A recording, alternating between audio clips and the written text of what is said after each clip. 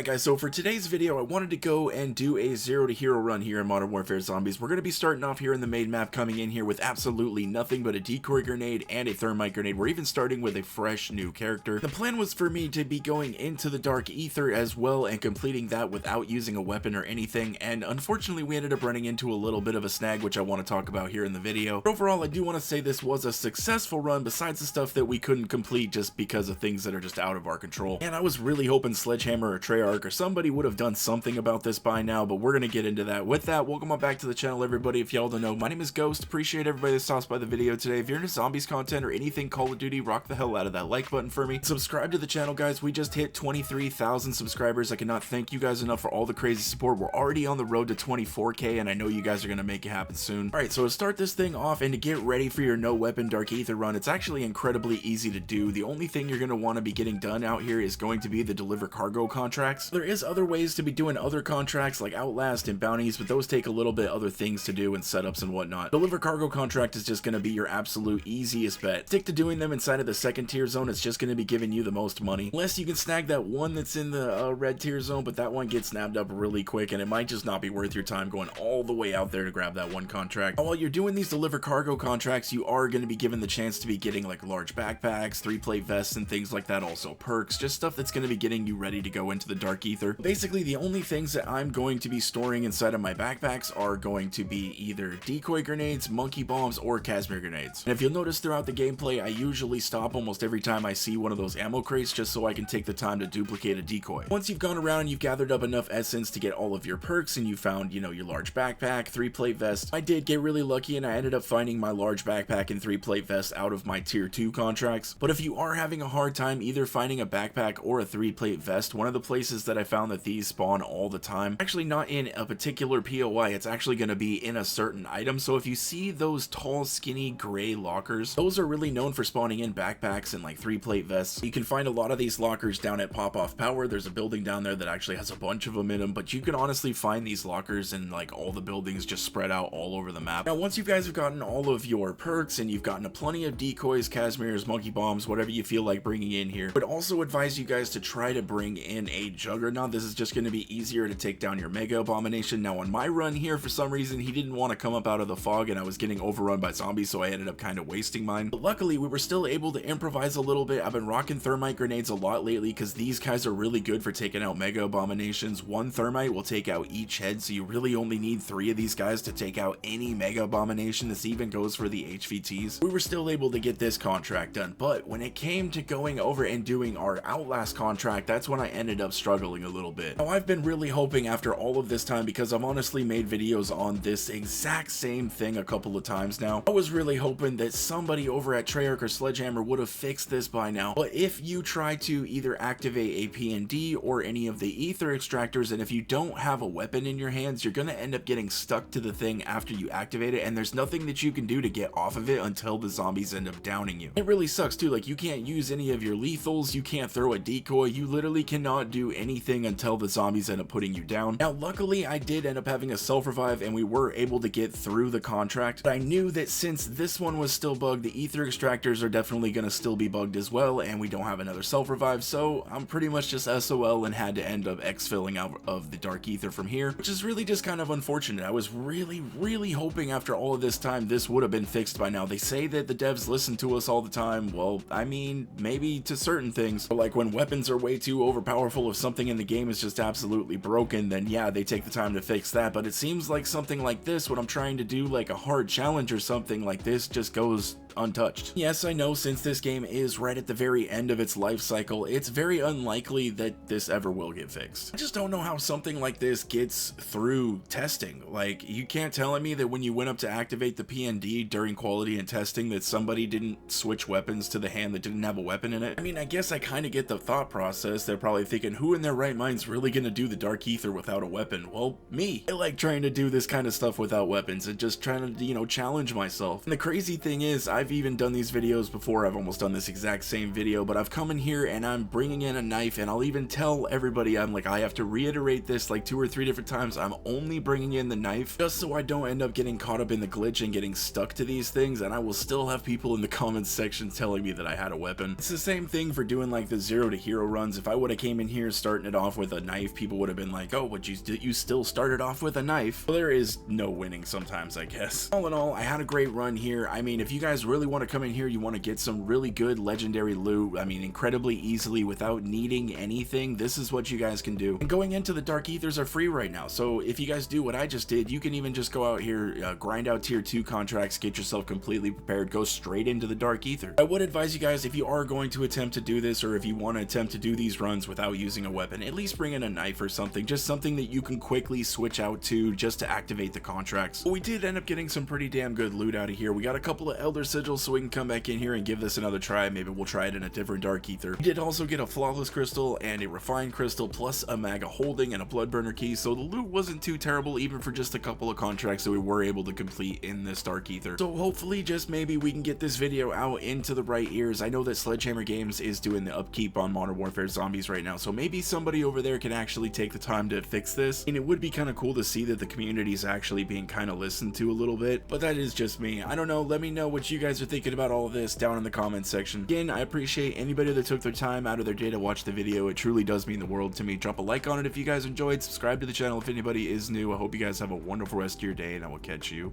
in the next one.